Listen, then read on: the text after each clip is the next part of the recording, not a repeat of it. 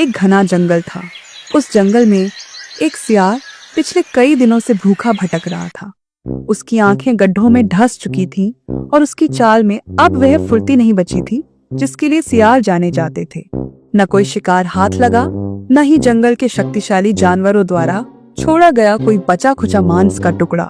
पेट की भीषण भूख ने उसके शरीर को बिल्कुल बेहाल कर दिया था। हाय राम, ये क्या दिन आ गए हैं। 3 दिन, पूरे 3 दिन हो गए हैं और कोई मांस का टुकड़ा पेट में नहीं गया। अब तो मेरा शरीर पूरी तरह से जवाब देने लगा है। हर कदम एक पहाड़ चढ़ने जैसा लग रहा है। कहाँ गए वो दिन जब जंगल में बकरे और खरगोश मेरा भोजन बन जाते थे और हिरण का बच्चा तो बस मेरी एक झलक पाने से पहले ही मेरी थाली में आ जाता था। अब तो सब मेरी शक्ल देखते ही दूर भाग जाते हैं, जैसे मैं कोई चलता फिरता भूत हूं। लगता है आज भी भूखा ही सोना पड़ेगा और कल सुबह शायद उठने की ताकत भी ना बचेगी।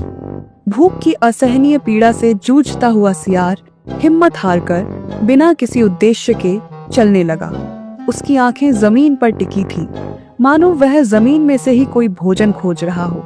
चलते चलते उसकी नजर अचानक सामने के खुले मैदान पर पड़ी। वहां का मंजर सामान्य जंगल से बिल्कुल अलग था। एक विशाल बरगद के पेड़ के नीचे एक साधु बड़ी शांति और स्थिरता के साथ बैठे थे और उनके चारों ओर कुछ गांव वाले अपनी परेशानियां उन्हें बता रहे थे। महाराज, मैं बहुत बड़ी विपदा में फंसा हुआ हूँ। पिछले 1 महीने से मेरी पत्नी बिना किसी बीमारी के रात रात भर जागती है, बेचैन रहती है, उसे बुरे सपने आते हैं।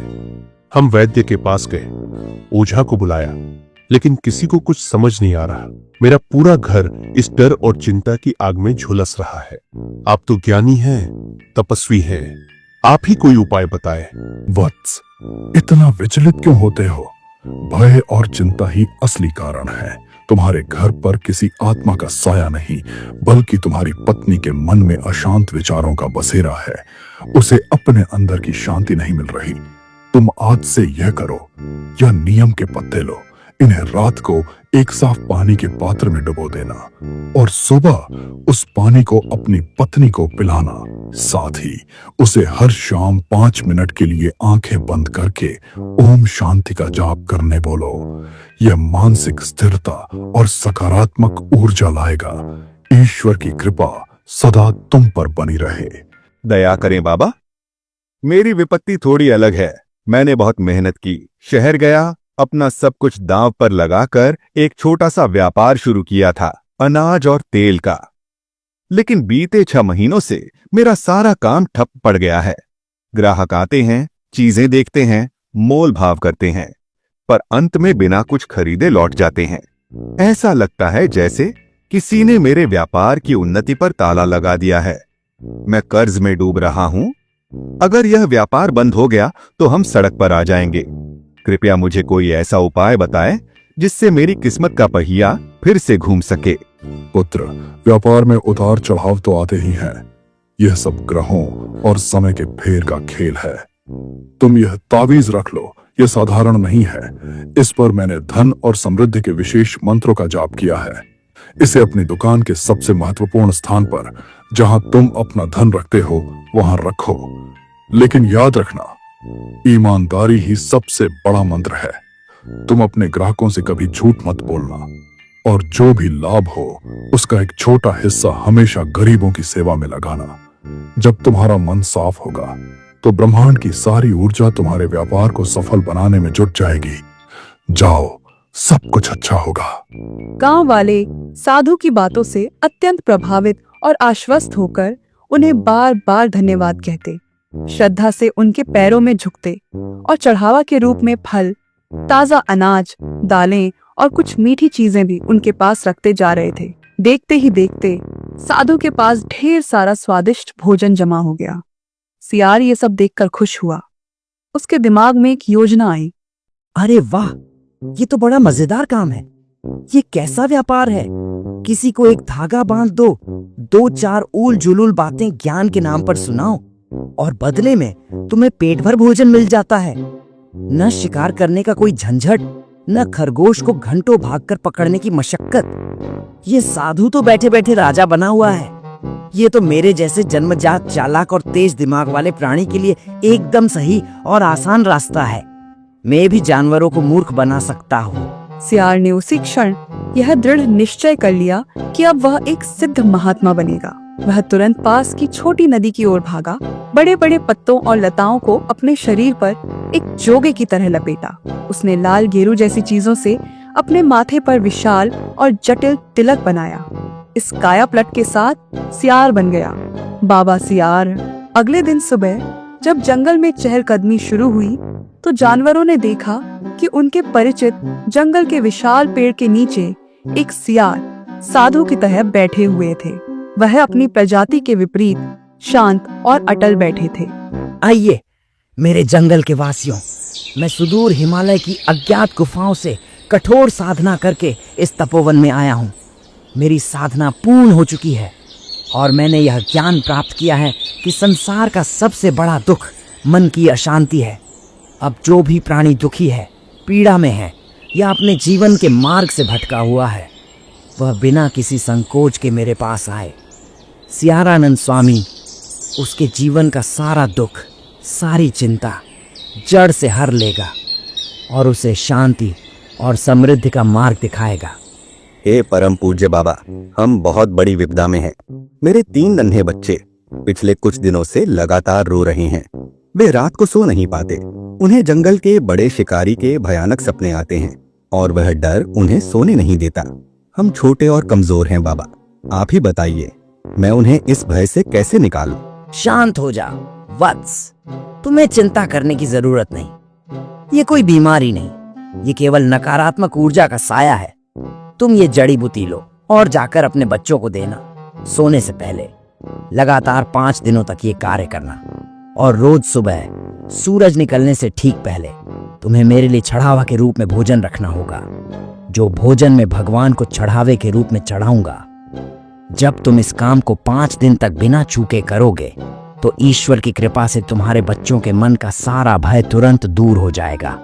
जी महाराज, जैसा आप कहें। आपने जो भी कहा वो मैं बिना भूले लगातार 5 दिनों तक करूंगा। बाबा जी की जय हो। जंगल के भोले भाले जानवर जो स्वभाव से सरल और आसानी से बहकावे में आने वाले थे, इस नए महात्मा की मीठी बातों से तुरंत प्रभावित हुए। वे बड़े आदर और उम्मीद के साथ साधु के चरणों में आकर श्रद्धा पूर्वक झुकने लगे। इस प्रकार धीरे धीरे सियार के पास जंगल के सारे छोटे और कमजोर जानवर आने लगे। किसी को अपने बच्चों की सुरक्षा का डर, किसी को अपनी शरीर की बीमारी, किसी को बस मन की शांति चाहिए थी। और सियारानंद स्वामी बड़ी चतुराई से हर समस्या का समाधान बताते गए और हर समाधान के बदले में एक स्वादिष्ट चढ़ावा लेते गए। अब सियार को बिना मेहनत किए हर रोज भोजन मिलता था। कई दिन बीत गए। महात्मा सियारानंद का दरबार अब जंगल में भली भांति जम चुका था। रोज सुबह उनके आसन के पास फलों का ढेर लग जाता था, पर सियार तो आखिर मांसाहारी जानवर था। रोज रोज फल खाकर उसका मन ऊब गया। उसे मांस खाने का मन हुआ और सियार ने अपने आप से कहा, अरे कितना नीरस और बेस्वाद जीवन हो गया है यह। हर दिन बस वही चिपचिपे केले और खट्टे मीठे सेब। मेरे जबड़े थक चुके हैं शाकाहारी भोजन चबाते चबाते। अगर कहीं से एक छोटा खरगोश या एक ताजा हिरण का बच्चा बस एक बार मिल जाए तो वाह, मजा ही आ जाए। लेकिन नहीं, मैं अब साधारण सियार नहीं, मैं हूँ सियारानंद स्वामी। सब मुझ पर आंखें गड़ाए हुए हैं। अगर दिन में या खुलेआम शिकार करूं तो सभी जानवर मार मार कर मेरी चटनी बनाएंगे, पर अगर ये सारा काम रात के अंधेरे में करूं तो दिन में बाबा, रात में शिकारी बाबा, वाह मजा आएगा। अगले सुबह एक हिरन बाबा सियारानंद के पास आया और उनसे अपनी समस्या कहने लगा। बाबा, मैं कई रातों से परेशान हूँ। मुझे लगता है कोई किसी नकारात्मक साया मेरे पीछे पड़ा है। मेरी नींद उड़ गई है। डर लगता है बाबा। आप कोई रास्ता निकालिए और इस साए को मुझसे दूर कर दीजिए। आप जो भी कहेंगे वो करने के लिए मैं तैयार हूँ बाबा। तब सुनो वत्स, तुम्हें एक अत्यंत शक्तिशाली साधना से गुजरना होगा जो केवल घोर अंधेरे में ही सिद्ध होती है। आज रात तुम यहाँ से दूर जंगल के पश्चिमी कोने में आना। वहां मैं तुम्हारे लिए हवन करूंगा। ताकि वो दुष्ट आत्मा का साया हमेशा के लिए तुम्हें तंग करना बंद कर दे। ये हवन पूरा होने के बाद कोई भी नकारात्मक साया तुम्हें और तुम्हारे परिवार को तंग नहीं कर पाएगा। पश्चिमी कोना, और वो भी रात में? बाबा, क्या वहाँ कोई खतरा तो नहीं होगा? वह जगह तो बहुत सुनसान है। धत पगले, जब सियारानंद स्वामी तुम्हारे साथ हो तो किस बात का डर? तुम निडर होकर आना और हम उस अंधेरी झाड़ी में प्रवेश करेंगे। मैं तुम्हें एक ऐसा अंतिम मंत्र दूंगा जिसे सुनते ही तुम संसार के सारे भय से मुक्त हो जाओगे। हिरण सहम गया, लेकिन बाबा की बात को इनकार नहीं कर सका। वो रात में सियार के साथ चला गया। सियार ने मीठी बातों से उसे बहलाया, घनी झाड़ियों के सबसे अंधेरे कोने में ले गया और फिर एक भयानक चीख हवा में गूंजी और तुरंत ही खामोश हो गई। भोला हिरण अपनी जान गंवा बैठा। अरे वाह, कितना आसान शिकार था। ये जानवर अपनी श्रद्धा में इतने अंधे हो जाते हैं कि साक्षात मौत को भी जीवन का मंत्र मानते हुए उसके पीछे चल पड़ते हैं। अब मैं इसी तरह रोज शिकार करूंगा और ताजा मांस खाऊंगा। एक के बाद एक कई जानवर सियार के बहकावे में आकर सियार का शिकार होने लगे। हर कोई सोचता कि महाराज की गुप्त साधना से उन्हें कोई दिव्य शक्ति प्राप्त हो रही है, लेकिन जंगल में एक प्राणी था जिसका स्वभाव भोला जरूर था, पर दिमाग बहुत तेज था। वह था गधा। उसे इन सारी घटनाओं पर शक होने लगा था। हर बार कोई न कोई बाबा के पास जाता है और फिर गायब हो जाता है। क्या ये योगी है या भोगी? अब बस सच्चाई का पता लगाना ही होगा। अगले दिन एक बकरी सियार के पास आई और सियार को अपनी परेशानी बताने लगी। सियार ने उसे भी बेहला फुसलाकर रात में हवन करने का सुझाव दिया और बेचारी बकरी सियार की बातों में आ गई। गधे ने ये सब देख लिया था। जैसे ही रात हुई, बकरी सियार के साथ घनी जंगल की ओर जाने लगी और गधा भी चुपके से उनका पीछा करने लगा। और बहुत देर चलने के बाद सियार रुक गया और हंसने लगा और बकरी से कहा, अरे वो मूर्ख बकरी, तुझे क्या लगा मैं कोई सच में साधु महात्मा हूँ? अरे मैं एक सियार हूँ और मैं इसी तरह रोज जानवरों को बेहला फुसलाकर यहाँ घने जंगल में लेकर आता हूँ और उनका शिकार करता हूँ। और आज तेरी बारी है। इतना कहकर सियार बकरी का शिकार करता है और मजे से उसे खाने लगता है। दूसरी तरफ गधा ये सब देखता और कहता है, ओह, धिक्कार है, ये साधु नहीं, ये एक शैतान है। इसने हमारे जंगल के भोले जानवरों को फंसाकर उन सभी को खा लिया जो इस पर भरोसा करते थे। ये ढोंग अब और नहीं चलेगा। अब वक्त आ गया है, इसे इसकी सजा मिले। सुबह होते ही गधा बिना किसी देरी के जंगल के सबसे न्यायी, शक्तिशाली और अनुभवी प्राणी हाथी के पास गया और सारी बात हाथी को बता दी। हाथी और गधे ने मिलकर ढोंगी सियार को फंसाने का प्लान बनाया। प्लान के मुताबिक गधा सियार के पास गया और जाकर सियार के सामने अपनी झूठी समस्या रखी। सियार अपने अगले शिकार को देखकर खुश हुआ और गधे को रात में हवन करने के लिए घनी झाड़ियों में आने को कहा।